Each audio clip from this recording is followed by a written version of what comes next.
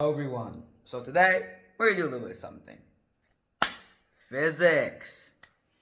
So you may be wondering, physics, right? So today we're talking about two things. That is speed and sound. Alright?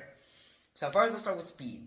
So speed, you can measure it in kilometers per hour, miles per hour, meters per second, blah blah blah, all of that.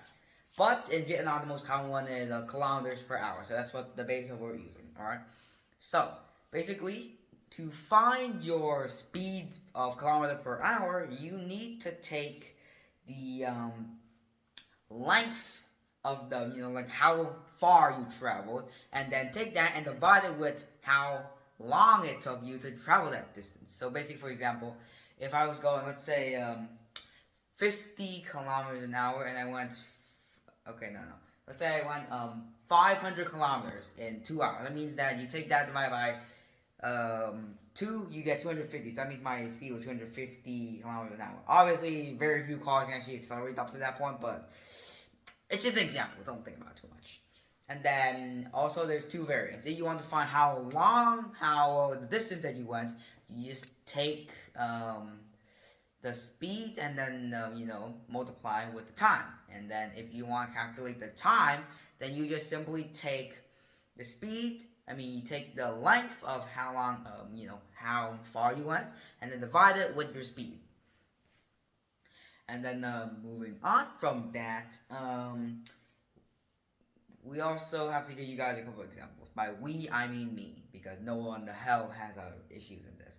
So just to note, these measurements can vary widely, alright? And also, it can differ over time. So basically, the most simple one is kind of like a bar graph. Like, like a line graph, line like up, down, like kind of what you use on like stocks and stuff. So yeah, that's the most usual one because, well, you can actually measure quite accurately with that. And then moving on, we have sound. So, sound is caused by sound is caused by vibrations. Yes, vibrations, because, well, I'll give you an example. Raise your neck up and touch your little finger to your throat. You can feel a little bit of vibration, am I right? Or you can do like this sound, you'll feel it. You can go like different vibrations, like how deep it is, how high pitched, low pitched. You can do whatever you want, but you'll feel a vibration inside your neck. And just a note, sound can pass through all three types of matter: solid, liquid, and gas. So it can pass through the air, which is, how the hell else would people like to hear us? It can pass through water, the sound of little popping explosion. You ever heard like an explosion inside of the water?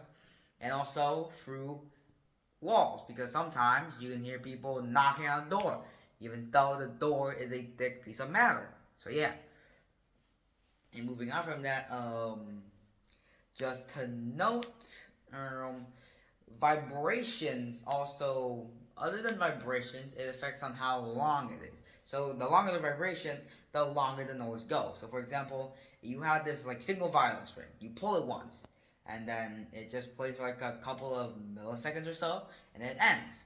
But if you had some machine that vibrates it constantly, it will constantly make a violin sound until you manually stop it. So that means that vibrations can end, but you can manipulate them. If you had something that just constantly made it vibrate, well, it would have to vibrate. It has to abide the laws of physics and then vibrate to your command. Kind of sounds crazy, but it's how it is. So yeah. It's enough for today, folks. Goodbye.